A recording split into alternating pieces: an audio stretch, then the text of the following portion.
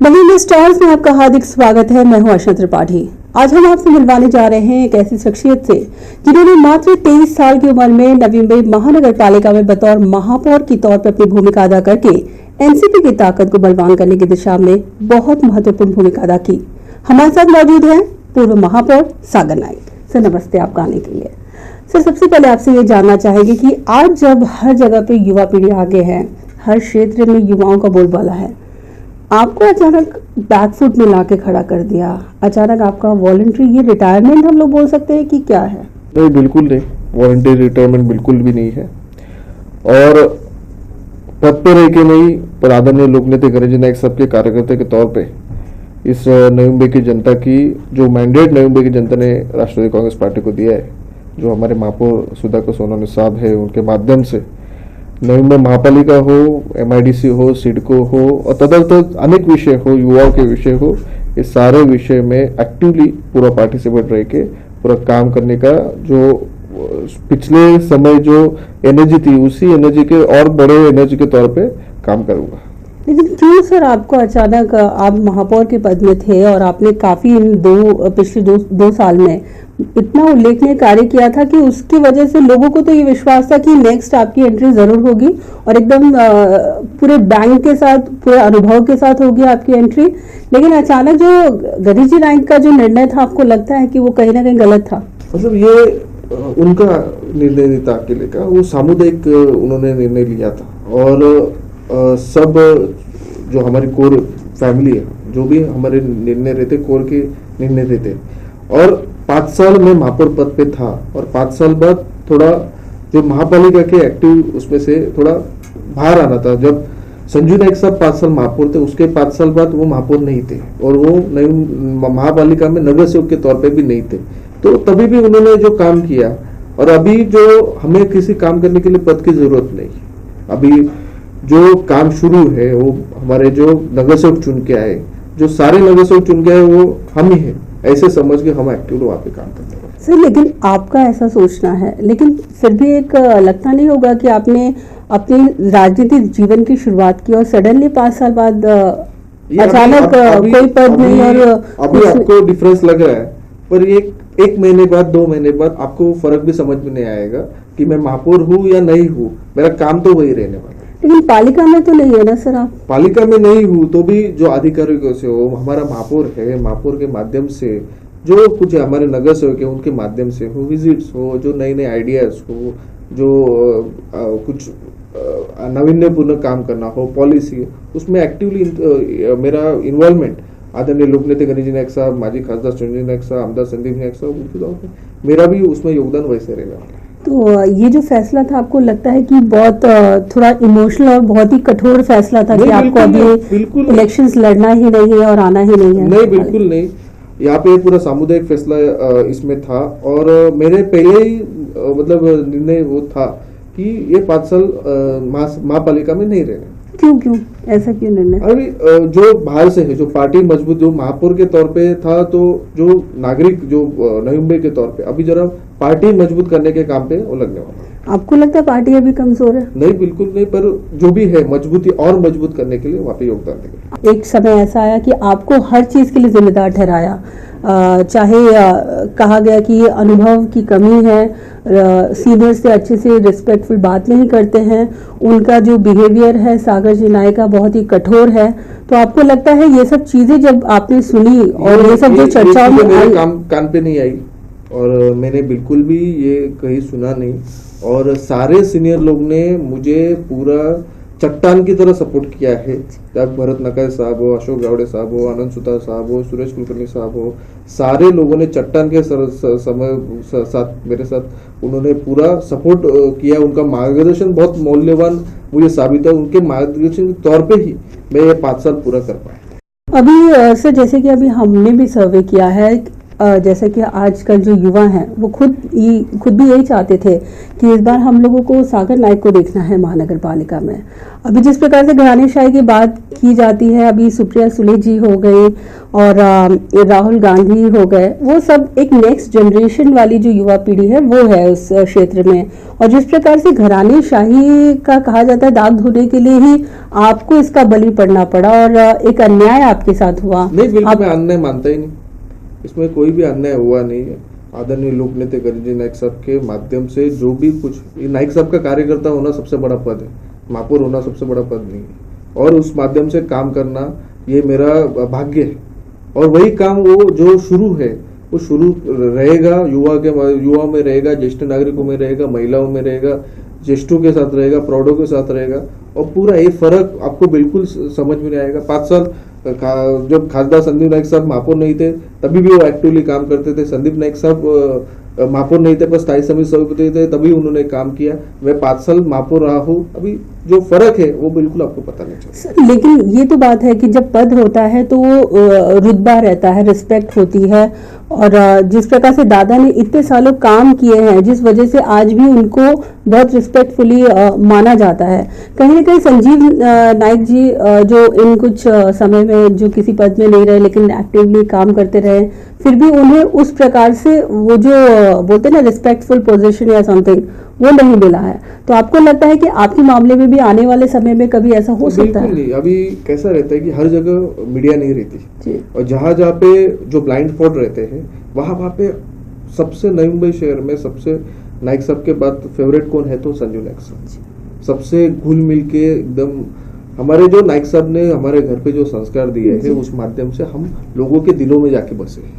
और अगर आप सब लोगों से जाके पूछोगे तो आपको पता चलेगा कि हमारा लोगों के दिल में, ये किसी महापालिका किसी खुर्ची पे स्थान नहीं, तो हमारे लोगों के दिल में हमने डायरेक्टली स्थान बना के रखा है।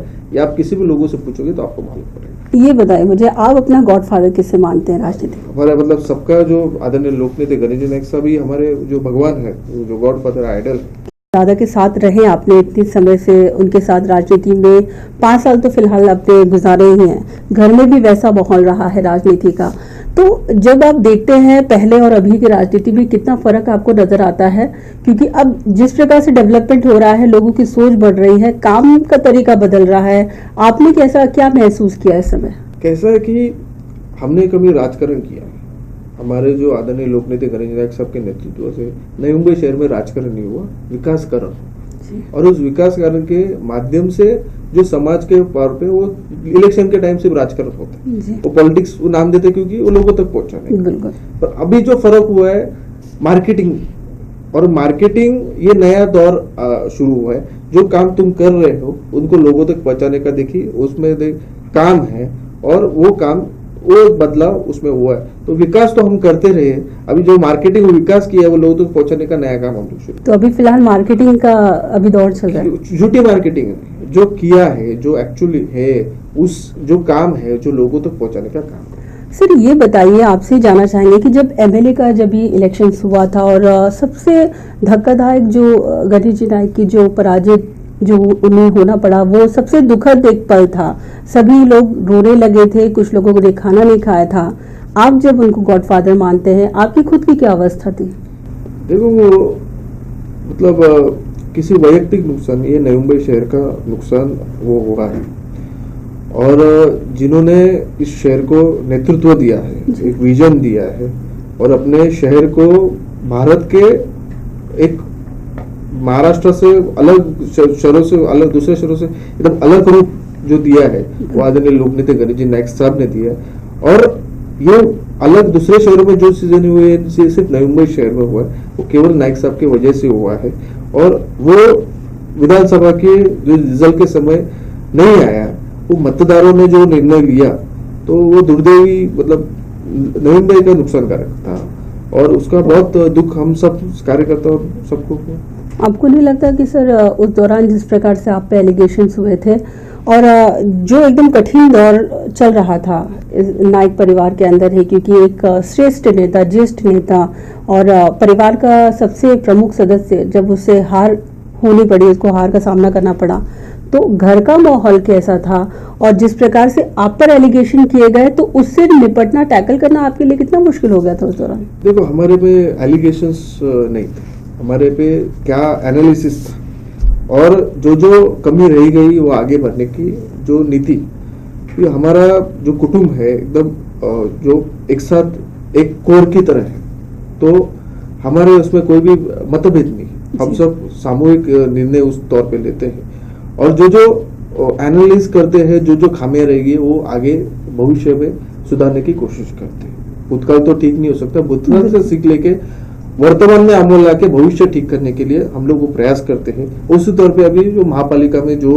रिजल्ट आया है उसका नतीजा।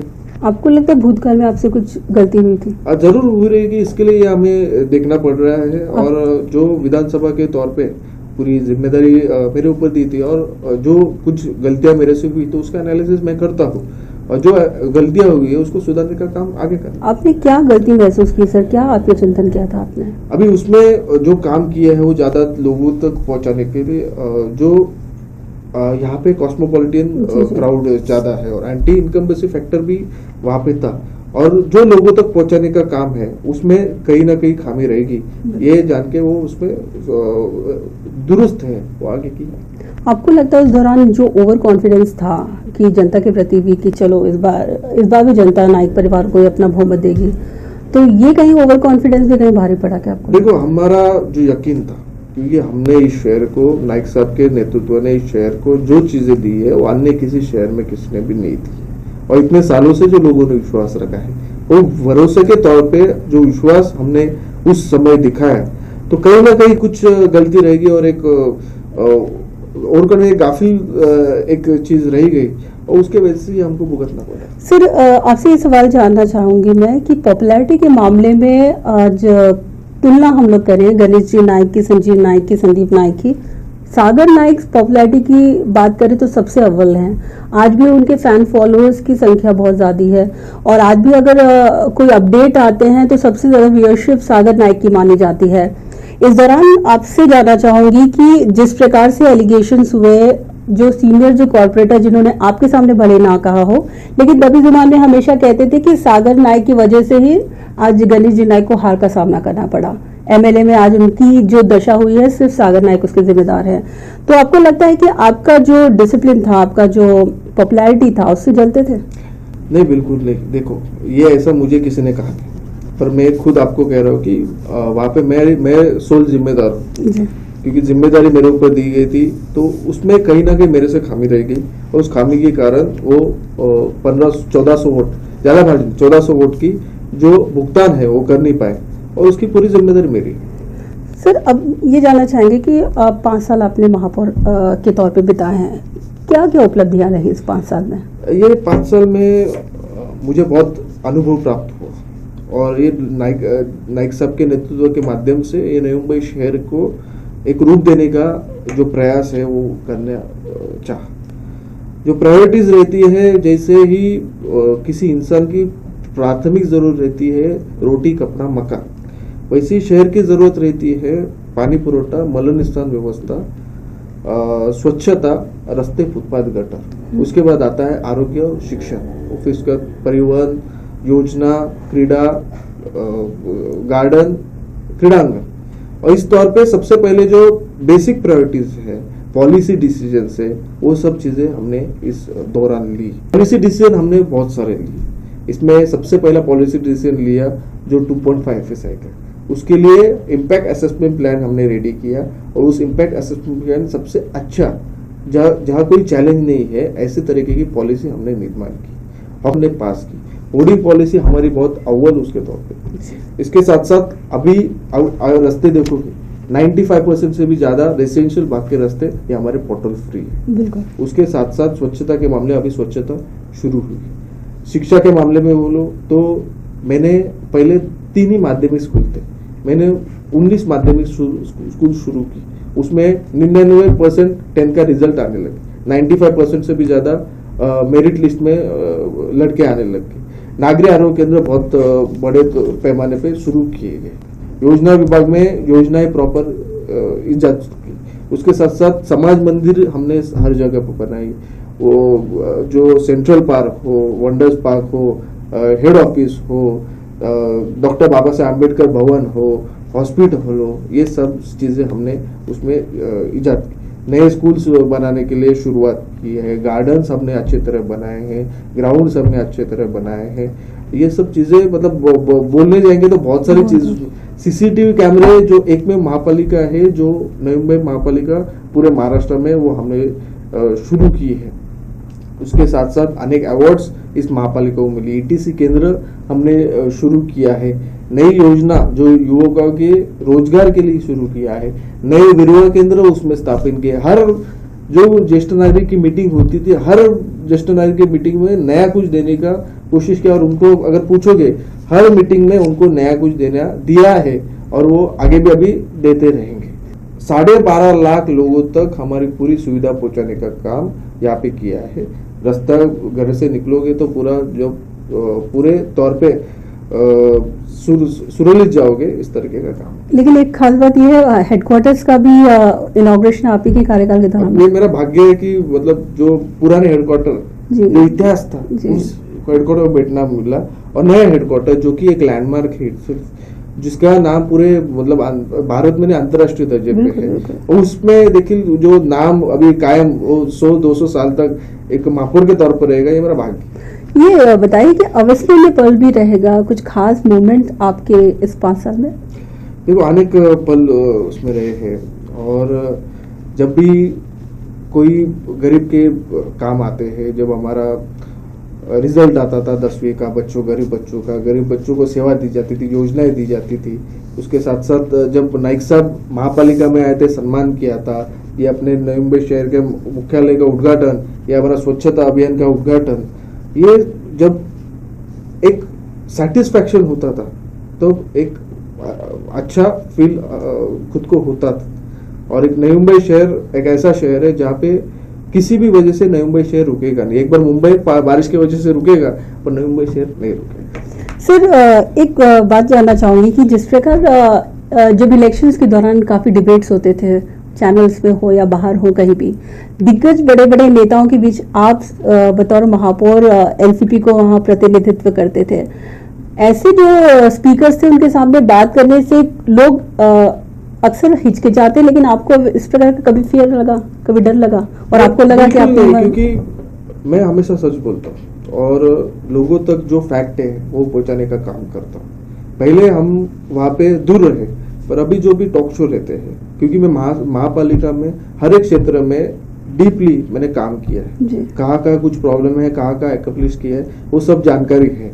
तो उस मामले में जो मुद्दे शुरू वो सामने रखना है, क्योंकि विकास के मुद्दे पे हमने ये इलेक्शन लड़ा है, तो विकास के मुद्दे रखने के लिए जो नॉलेज था, जो मेरा था, वो मैंने वो सामने रखा। सर अच्छा ना, अभी ये जानना चाहेंगे कि जिस प्रकार से आपका जो सफल कार्य रहा है 5 साल में, आगे किस प्रकार की आपकी रणनीति होने वाली है, क्या आप करने वाले हैं?